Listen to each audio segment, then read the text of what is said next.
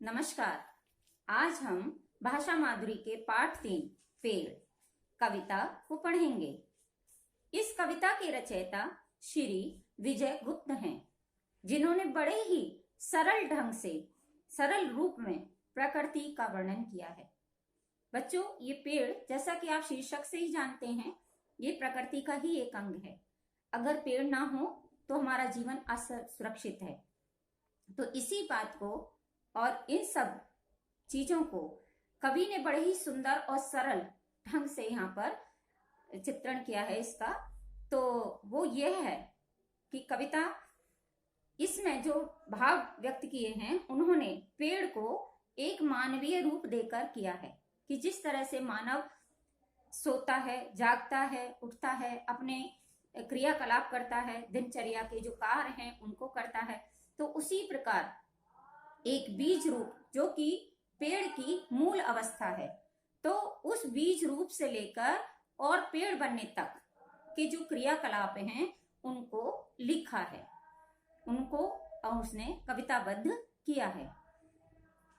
तो इसमें इस कविता में जो पंक्तियां हैं, बीज हजारों आंखें मीचे, नम मिट्टी की चादर ओढ़े, महटियाए से अपने बिस्तर में पड़े हुए हैं। तो यहाँ पर बताया गया है कि हजारों बीज, जब बीज होता है तो उसे हम धरती के अंदर बोते हैं ना, तो उसी को बताया गया है कि हजारों बीजों को हम बोते हैं धरती के अंदर, तब वो धरती के अंदर से अपने सारे खाद्यान्न लेता है। तो इसी तरीके से जब हजारों बीज आंखें बंद किए हुए होते हैं, उस समय वो धरती के अंदर होते हैं। जब तक, कब तक रहते हैं वो धरती के अंदर? जब तक कि वो पूरी तरीके से उन पर सूर्य का प्रकाश, पानी, ये सब ना पड़ जाए। तो वही है कि हजारों बीज आंखें नीचे नम मिट्टी की चादर ओढ़े, और गीली मिट्टी की वो चादर ओढ़े हुए हैं। और उन्होंने कैसे हैं? वो मिट्टी से ढके हुए हैं और अपने बिस्तर में सोए हुए हैं। कान पकड़कर सूरज जब हौले से धकियाएगा, हड़बड़ करते भागेंगे, मंजन कर चाय पिएंगे, धरती के रोशन दानों से चोरी चोरी झांकेंगे, हरे सूट में भौचक्के से एक नई दुनिया पहचानेंगे। तो कवि ने बड़ा ही सुंदर वर्णन किया है कि जिस तरीके से बच्चों आप जागते हो, आपको कौन जगाता है? आपकी मम्मा, ठीक है, आपके बड़े घर वाले जगाते हैं। तब आप कैसे जगते हैं? कैसे जगते हैं? जब फिर जगने के बाद आप कैसे हड़बड़ा के, जैसे आपको विद्यालय जाना है तो आप कैसे करते हैं? बड़ी हड़बड़ा के जल्दी से मंजन करते हैं, दूध का गिलास जो भरा हुआ होता है उसको जल्दी जल्दी पीते हैं, फिर दिनचर्या के जो कार्य होते हैं उनको करते हैं। और इसी तरीके से जो पौधा है, ठीक है, तो पौधा जो है वो क्योंकि अभी धरती के अंदर है, अब वो आने के लिए व्याकुल है आगे, ठीक है, धरती के ऊपर। तो वो कैसे आएगा? जब उस पर सूर्य की किरण पड़ेगी। तो वो सूर्य की किरण कैसी होगी?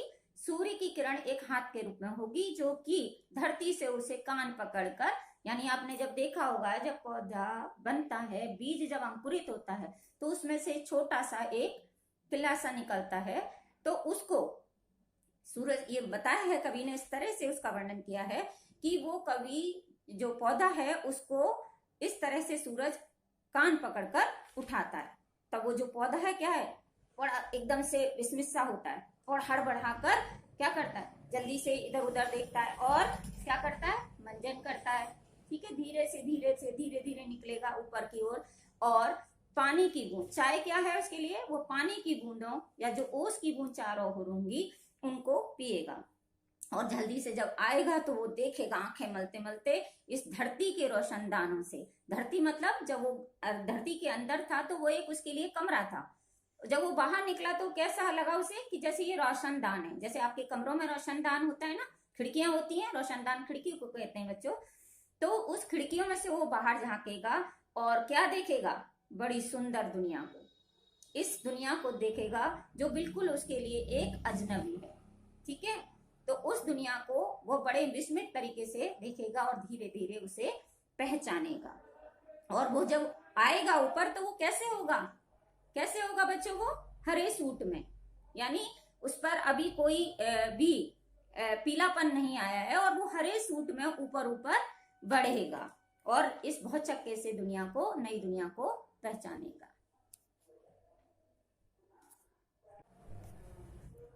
हवा कहेगी झूम झूम, वे रुम झुम नाचेंगे, थक जाएंगे पहुंच पसीना पानी पीकर, भरी धूप में पत्तों की थाली में खाना खाएंगे।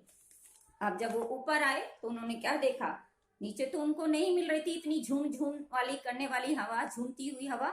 अब जब वो ऊपर आए तो उन्हें क्या मिला, हवा के झोंके मिले, जिसमें वे खुश होकर खूब तेजी से झूम झूम कर रुम झुम ऐसे ऐसे धीरे धीरे रुम झुम वो नाचने लगे, खुशी से नाचने लगे। और जब वो नाचते नाचते थक गए तब उन्होंने धीरे धीरे अपने पसीने पूछे और फिर वो बैठ गए और क्या करने लगे, आराम करने लगे। थक गए थे क्योंकि पानी पिया फिर उन्होंने, और पानी पीने के बाद अब स्वाभाविक है कि उनको भूख लगेगी, ठीक है। तो वो भरी धूप, अब धूप बढ़ गई थी, सूरज की किरणें अब आकाश में, यानी सूर्य अब ऊपर आ गया था, तब सूर्य की चारों ओर किरणें बिखर गई थी। तब भरी धूप में उन्होंने अपने पत्तों की थाली में खाना खाया। बच्चों, जैसा कि आपको पता है कि पत्तों की थाली में खाना खाने का मतलब आशय ये है कि जब पौधे अपना भोजन ग्रहण करते हैं तो वो कहाँ से लेते हैं, कहाँ से भोजन लेते हैं।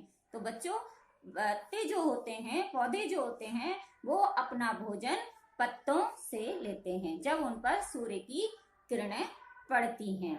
जिस तरीके से आप भी थक जाते हैं और भोजन करते हैं, ठीक है, थकने के बाद, तो इसी तरह से पौधे भी अपना भोजन करते हैं, प्राप्त करते हैं।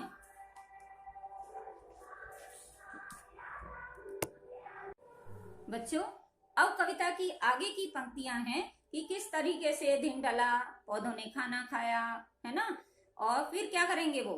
अब खाना खाने के बाद आप भी सोचते हैं ना कि कुछ खेल हो जाए, कुछ मस्ती हो जाए, तो इसी तरीके से फिर खेलेंगे चिड़ियों के संग, तोतों से चोंच लड़ाएंगे, पीठ खुजाएगी गैया, बच्चे छांव में खेलेंगे, धीरे धीरे धूप ढलेगी, शाम सजेगी, पंछी घर को लौटेंगे, सुख दुख के किस्से बतियाकर लंबी चादर तानेंगे।